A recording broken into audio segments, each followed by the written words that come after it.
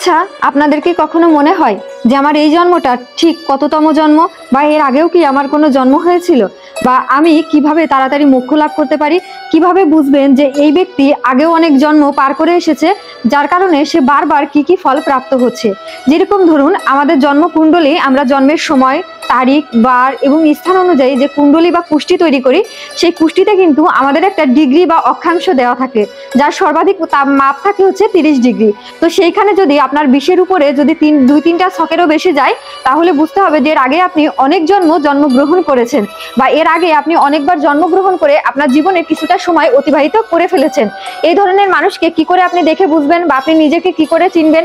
কারণ অল্প বয়সেও দেখবেন যে আপনি অনেক অভিজ্ঞতা অর্জন করছেন, বা খুব কম সময়ের ভিতরে আপনার জীবনে অনেক সুনাম বা অর্জন আসবে, বা অনেক ম্যাচুরিটি থাকবে। অর্থাৎ দেখবেন কিছু মানুষ আছে বয়স একদম বৃদ্ধ হয়ে যায়, তারপরেও ম্যাচুরিটি আসে না।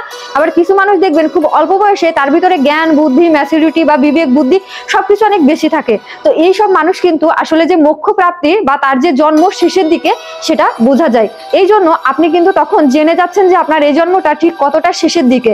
তাহলে আপনি সেই অনুযায়ী যদি আপনার কর্ম করেন, তাহলে খুব শীঘ্রই কিন্তু আপনি মোক্ষ প্রাপ্তি হতে পারেন। তো আমি আমার জন্মকুণ্ডলীটা এখানে দেখছিলাম, তো ওখানে বলা হয়েছে 20 ডিগ্রির উপরে যদি একাধিক ঘর থাকে, তাহলে বুঝে নিবেন এর আগে আপনার বহুবার জন্ম হয়েছে, এবং আপনি বিভিন্ন প্রকার শিক্ষা অর্জন করে করে আবার কিন্তু জন্মগ্রহণ করেছেন।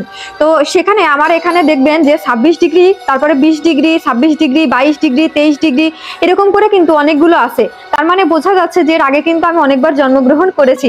তো সেই অনুযায়ী আমি কিন্তু এখন চেষ্টা করব যে আমার কর্মগুলোকে আরো সঠিকভাবে প্রেজেন্ট করা, বা এই জীবনটাকে আমার শেষ জীবন করার জন্য।